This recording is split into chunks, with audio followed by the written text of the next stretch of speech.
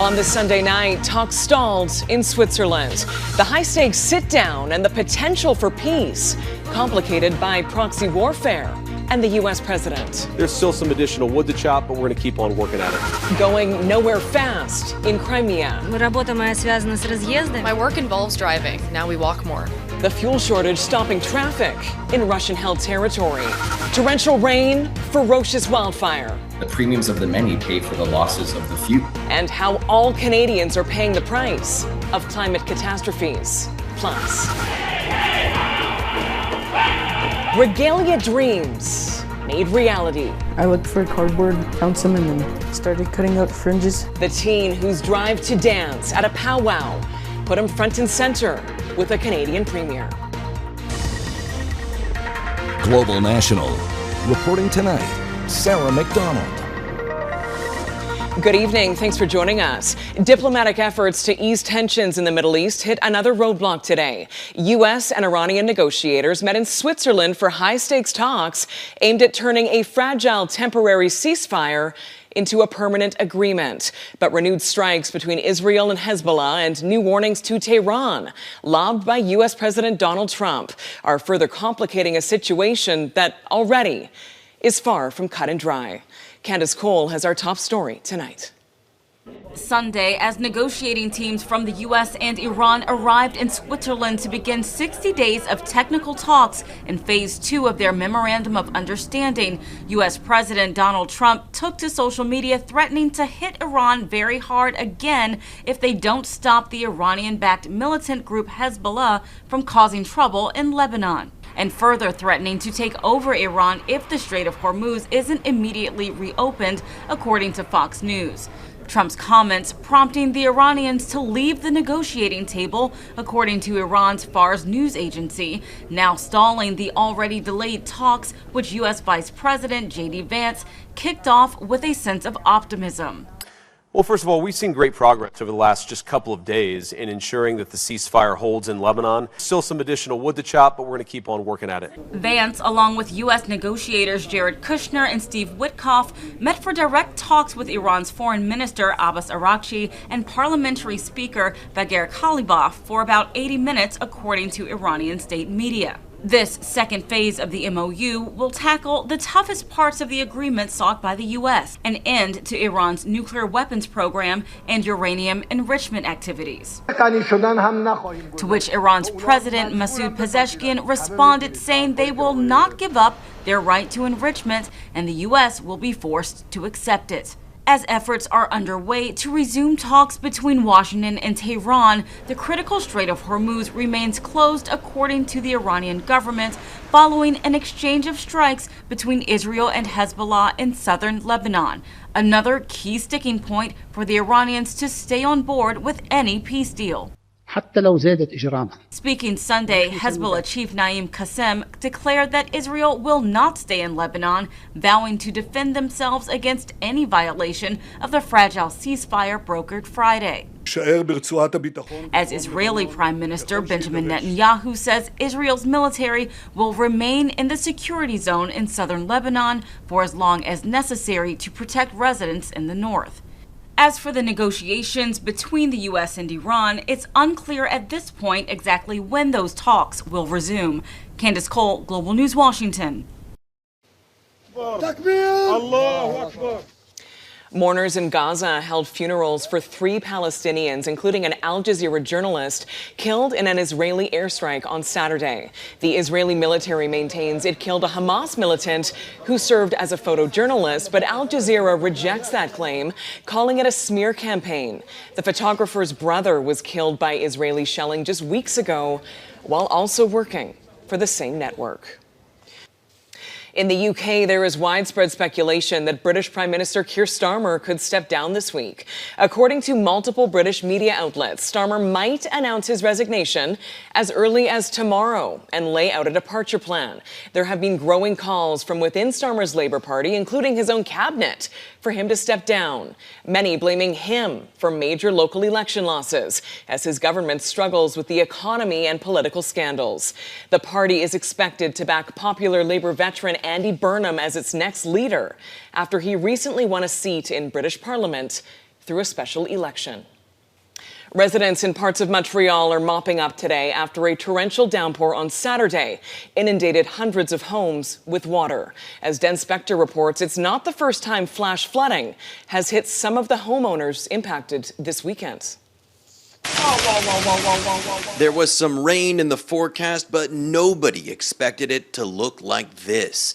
Officials say up to 150 millimeters fell in a matter of hours on Saturday afternoon during a violent storm, leading to surreal scenes outside Larry Clark and Diane Frocham's house in Dollard-des-Ormeaux in Montreal's West Island. I've lived in Dollard for 63 years.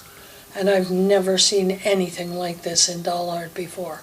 With the sewers totally overwhelmed, people in their neighborhood were wading through hip-high water in the middle of the street.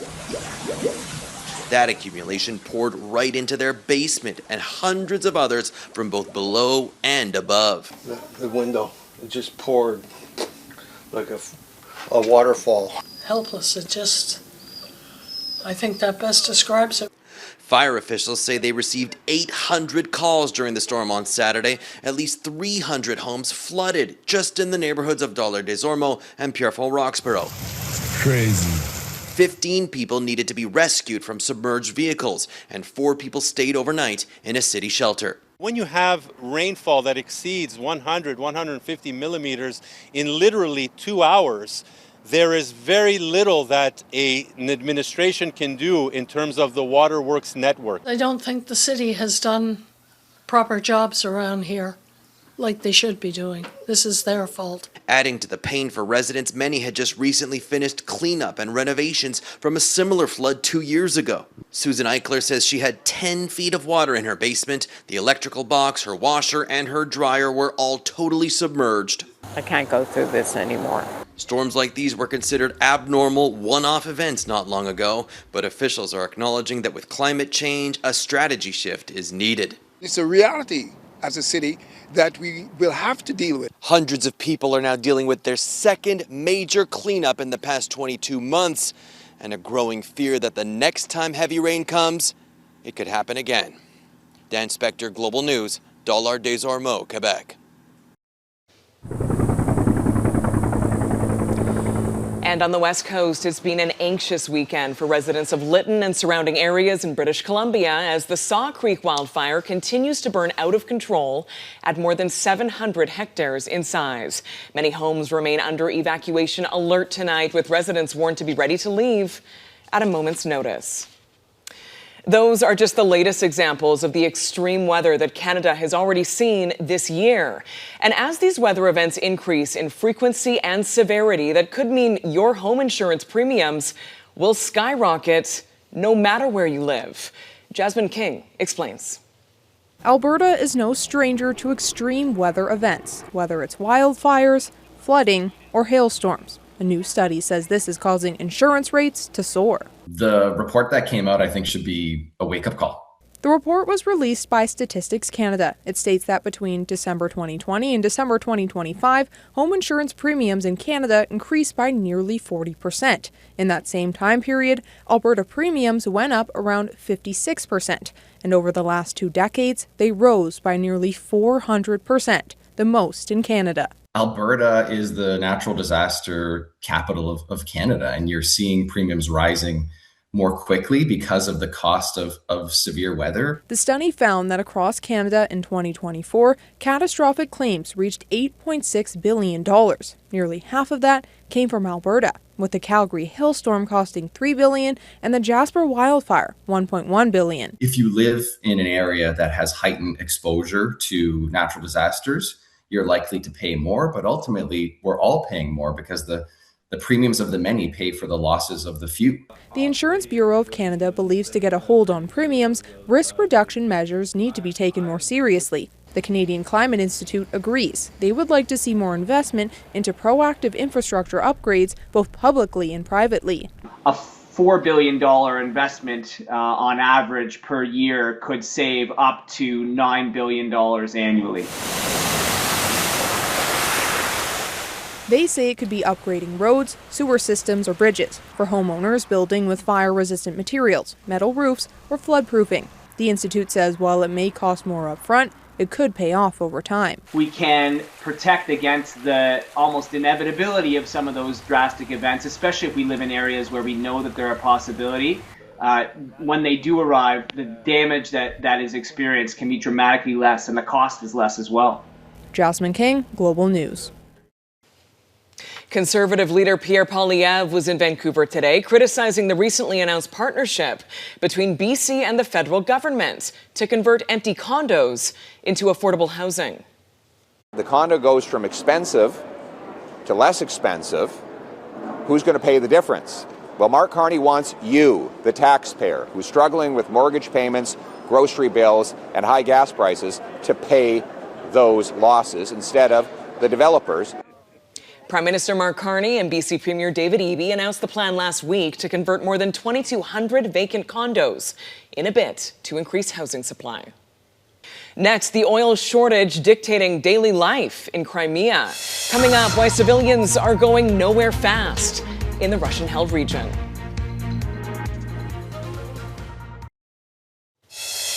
It's terrible to sleep at night. Keep your shutters down, your windows closed. People in France are doing anything they can to beat the heat this weekend. Much of the country is under a red alert for dangerous heat, with temperatures topping 40 degrees Celsius. Public alcohol consumption has been banned, schools are closing, and sporting events are canceled. Temperatures are soaring right across Western Europe, with an unrelenting heat wave expected to peak tomorrow. There appears to be a reversal of fortunes in the war in Ukraine as Russia starts to feel the impact of escalating Ukrainian strikes on its energy infrastructure. Attacks on oil facilities have now led to critical fuel shortages in areas like Crimea, the territory illegally annexed by Russia more than a decade ago. Mackenzie Gray looks at the toll on civilians as the Russian economy feels the squeeze. They're the world's third largest oil producer, now forced into significant rationing thanks to their war in Ukraine. Sales to civilians at Crimean gas stations have been suspended as of this morning, according to the Moscow-backed governor, in the Russian-annexed territory. That's thanks to sustained Ukrainian drone attacks hitting Russian oil depots, the Ukrainian military releasing videos of 3 strikes on Crimean locations, showing a stark before and after, leading to the worst fuel rationing since Russia occupied Crimea in 2014. But at least publicly, the locals aren't bothered at all. I don't have enough fuel, so we'll drive less, use public transport, bicycle, or walk, one man says. With Ukrainian attacks on Russian oil facilities taking place across the country, including this one in Moscow, so big, the Kremlin had to make a rare public admission they'd been hit. But that also often leads to a major Russian response. With Ukrainian President Volodymyr Zelensky warning his country that the Russians have prepared a massive attack, pay close attention to air raid warnings. A potential Kremlin distraction from the tough economic situation the average Russian faces on a daily basis thanks to the war. Just take a look at inflation, 5.3%, and the interest rate, a whopping 14.25%. With the Russian central bank actually cutting rates because of the fuel shortage, which is spiking in places you can actually get fuel. Potential shortages could spread into other regions, with sources telling Reuters Russia's lost about 25% of their gasoline output. Things could get worse, with U.S. President Donald Trump considering reimposing sanctions on Russian oil now that the war in Iran is over. Now that the oil price is way down, wait till you see those numbers, but it's way down, I may put it back on. Potential tough news for Vladimir Putin, who's relied on the sale of oil to help prop up the Russian economy and his war in Ukraine. Mackenzie Gray, Global News, Ottawa. And U.S. President Donald Trump says a number of people have been arrested for allegedly vandalizing Washington's reflecting pool. Trump says the algae-plagued pool may need to be drained for repairs now. He did not provide any details of the arrests or any evidence of vandalism. There are reports that former U.S. Olympian canoeist David Hearn was detained. He has denied any wrongdoing, saying he briefly touched a piece of lining on Friday.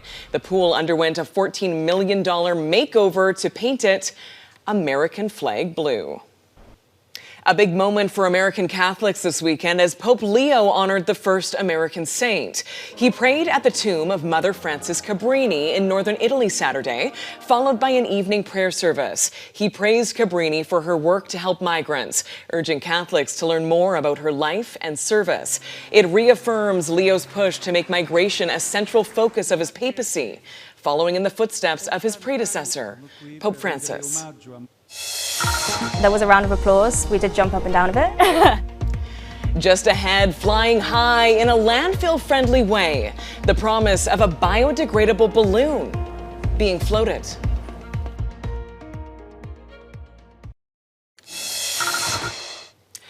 The British royal family has shared this photo of Prince William and his daughter, Princess Charlotte, to mark Father's Day and what happens to be the future king's 44th birthday. The caption reading, "Happy birthday and Father's Day to the best papa in the world. We love you very much." And a heartwarming story from the World Cup originating off the field tonight. The mother of a Cape Verde goaltender has made it all the way from the African island nation to Miami for tonight's match.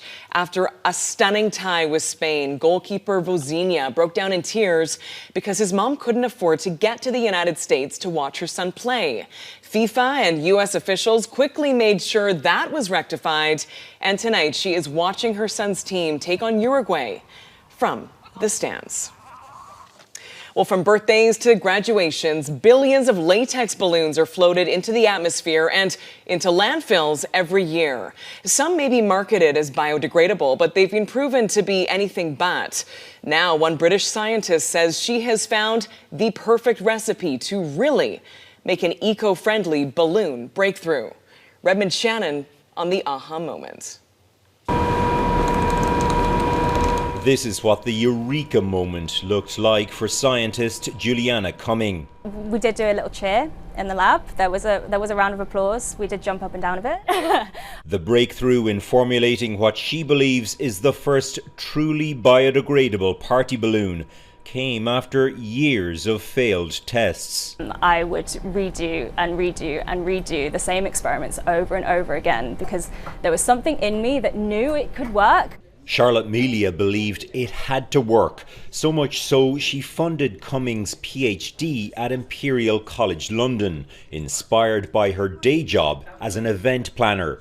I was getting increasingly frustrated at the amount of party balloons we were putting up each week, simply to then pop a matter of hours later and throw in the bin. Charlotte, I bought these balloons which claim to be biodegradable. When you see these, what do you think? I think unfortunately they're not. Melia had read research that debunked claims that existing latex balloons biodegrade easily. The ubiquitous party decorations are believed to be one of the most harmful types of pollution for seabirds and other animals. The women say their material will degrade in 9 months. Our formulation is cheaper than existing latex. Manufacturers don't require any additional machinery, there's no additional cost. Cumming says their formula also doesn't need additives that are associated with cancer risks. Our cross-linking procedure is completely different to sulfur-vulcanization. They hope their product can get to market within a year and that it could also be used for gloves, surgical items and even condoms. However, it's no solution for non-biodegradable foil balloons, which will likely need a very different scientific breakthrough. Redmond Shannon, Global News, London.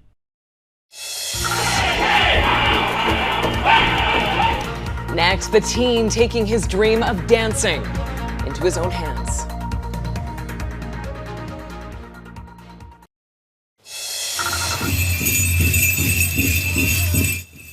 Events are being held across the country to mark the 30th National Indigenous Peoples Day.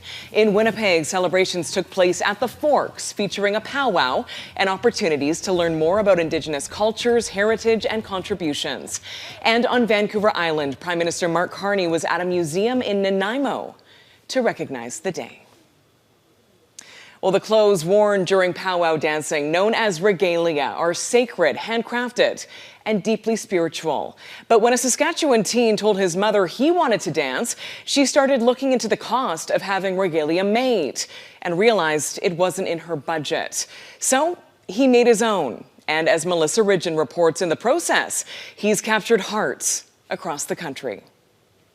When 13-year-old Ryland Louis was told his mom would need a lot of time to save up for powwow regalia, he took matters into his own hands. I looked for cardboard in the basement, found some, and then started cutting out fringes. A few hours later, he showed us, and me and my sister were like floored, like we couldn't believe that he came up with that. And yeah, I didn't know that he wanted to dance that bad. The proud mama posted about it on social media. When I woke up in the morning, I just seen it was like, I think it was at like 1.6 shares already. I was just like I was shocked. It's now closing in on 8,000 likes. The powwow community across Canada and the U.S. couldn't resist. When I seen that, it was just instant. I had to reach out and mail something out. Manitoba Premier Wab Canoe, a grass dancer like Ryland, sent a dancing stick and a handwritten note saying remember to sing and dance every chance you get. The Red Pheasant First Nation also helped. I got invited to a regalia making class. With the help from some aunties, he made this. And thanks to the kindness of strangers across Turtle Island, he has the rest. Ryland's dream of powwow dancing is a reality. And he wants to share his joy with others when he dances in his home community in the fall. I invite everyone that's willing to come to the Moosomin First Nation powwow on September 11th to 13th. Rhea, look at the camera. Melissa Ridgen, Global News. And that is Global National for this Sunday night. I'm Sarah McDonald. Your Canada is going global this week. We're showing you pictures of Canadian pride sent in from all over the world. Tonight, we are showcasing Pasir-Ris, Singapore, Hyderabad, India, and St. Anne, Martinique. Please keep sending your pictures of Canadian pride from wherever you are to globalnational@globalnews.ca. Thanks for watching. Donna is back tomorrow. Have a great night.